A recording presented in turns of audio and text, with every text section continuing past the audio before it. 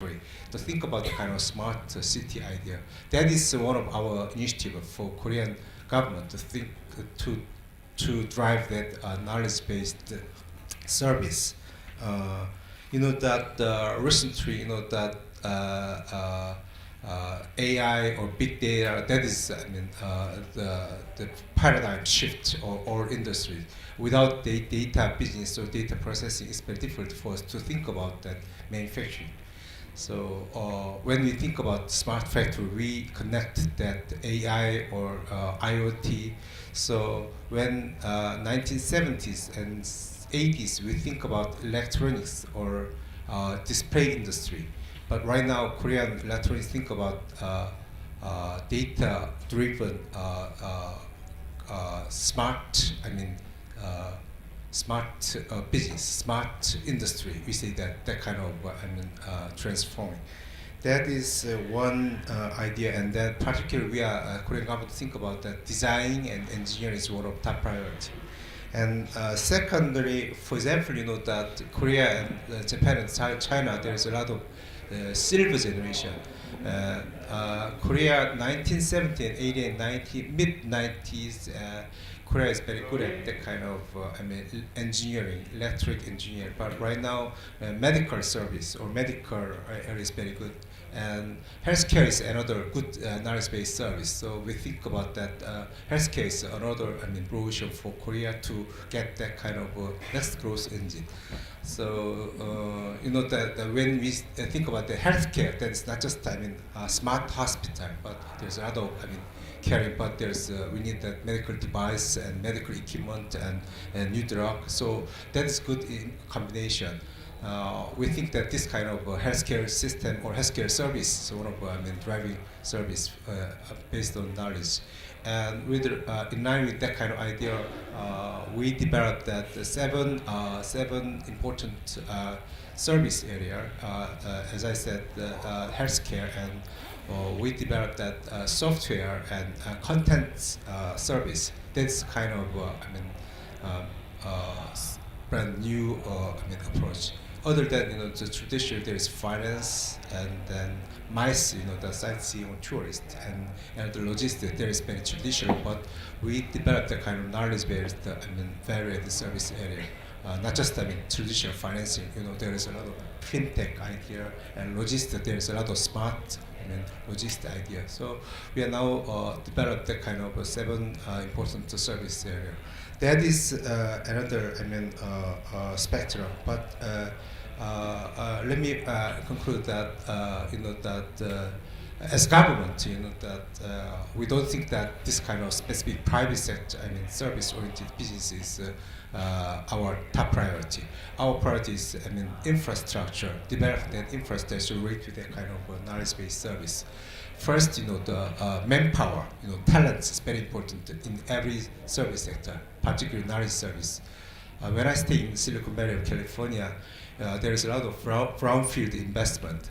That brownfield investment means that there is a lot of talent business. Without talent or human manpower is meaningless for the M&A business. So Korean government very put more emphasis on that manpower or talent in every knowledge-based service. For example, AI or data business in a smart hospital.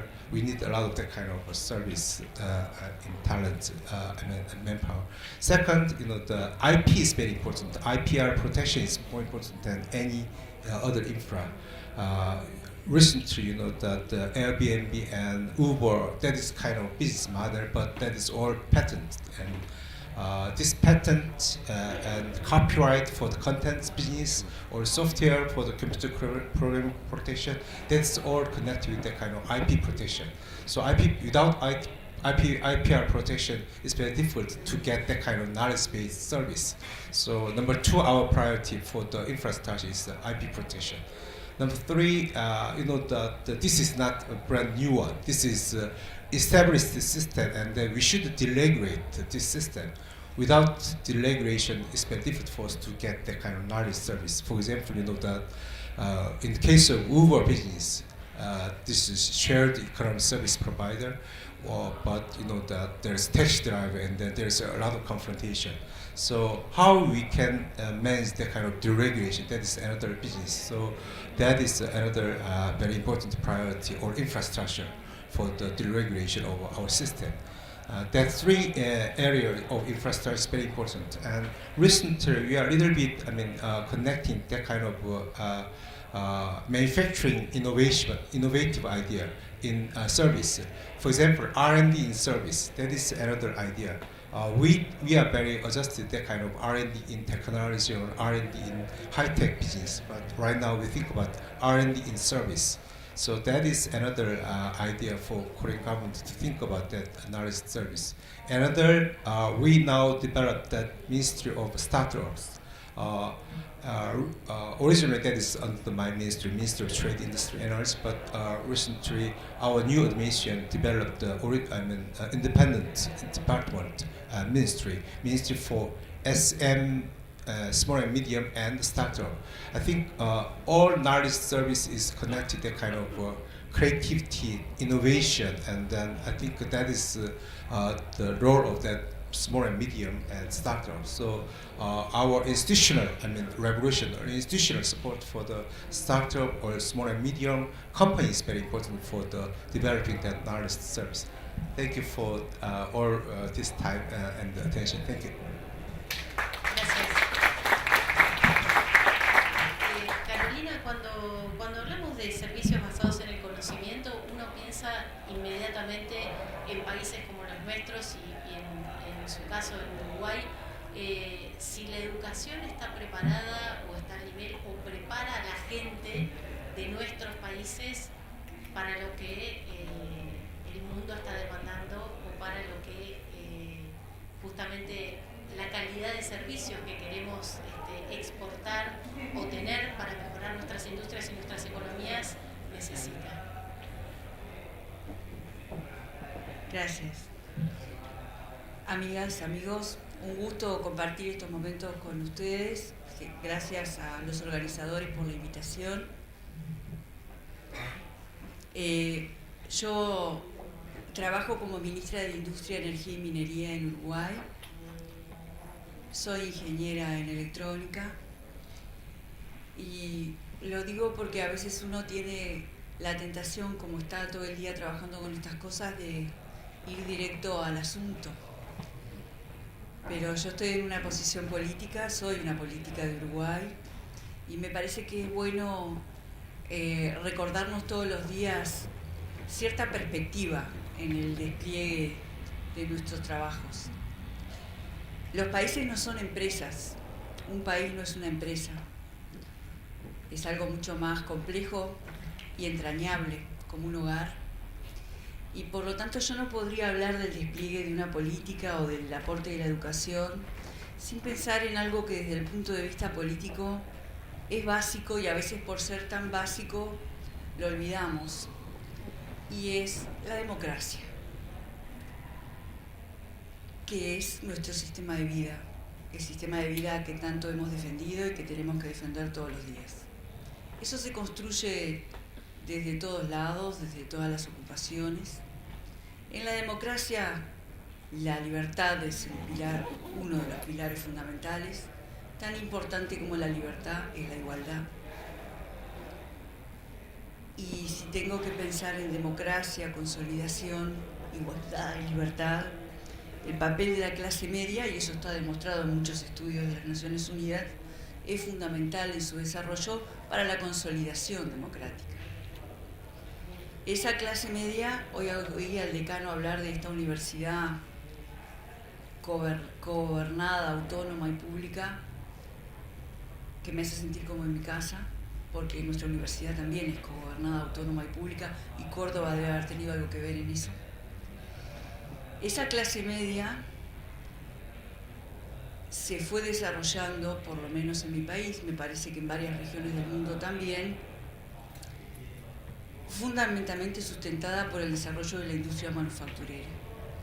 En los lugares donde no fue así, como en los países de base agraria como el nuestro, el desarrollo de la educación y la acumulación de siglos o de décadas de educación pública es uno de los pilares fundamentales del desarrollo de la clase media. Este desarrollo de la educación, que incorpora la investigación científica como uno de sus elementos, ha sido fundamental en los niveles culturales y de capacidades que hoy, sin tener buenas industrias, un buen desarrollo de la industria manufacturera o un desarrollo similar al de los países desarrollados, nos permite ingresar al área de los servicios con calidad. En Uruguay fuimos desarrollando un proceso en este sentido, integral, un proceso político, económico y social, político, en el cual fuimos tratando de ayudar a consolidar y a que creciera la clase media de nuestro país, cosa que hemos logrado. Y en este proceso, que no es al margen del mundo, además de un crecimiento de una clase media, justamente por el cambio en estos aspectos económicos, el cambio en las actividades, el surgimiento de servicios no tradicionales, como el software, las telecomunicaciones, por decir alguno, nos ha permitido desarrollar que el desarrollo de los planes de infraestructura que hemos llevado adelante tengan como objetivo el ser contenedores de más crecimiento de servicio. Desde el 2008 hasta el 2014, Uruguay cambió su matriz energética. El 98% de nuestra matriz eléctrica es renovable, el 63% de la matriz primaria es renovable. Cambiamos toda la matriz de telecomunicaciones, el 80% de nuestros hogares tienen conexión a Internet, casi el 60% de nuestros hogares tienen fibra al hogar directamente. Tenemos un cable de fibra óptica submarino que nos vincula directamente con Estados Unidos, es propiedad, parte de ese cable del Estado de Uruguay. Y fuimos desarrollando infraestructura social, infraestructura de derechos, infraestructura moderna de este tipo, sobre el cual también agregamos institucionalidad adicional para la I+D, una agencia de innovación para que la universidad no tuviera en solitario la responsabilidad del I+D en Uruguay. Y esta institucionalidad, la instalación del Instituto Pasteur de París en Uruguay, por ejemplo, esta institucionalidad dirigida a la innovación fue permitiendo que el gobierno desarrollara programas de apoyo al I+D. Todas estas cosas están directamente vinculadas al crecimiento de ese nuevo rubro económico que hoy es la mitad del rubro servicios en Uruguay, que es la tercera parte de nuestras exportaciones.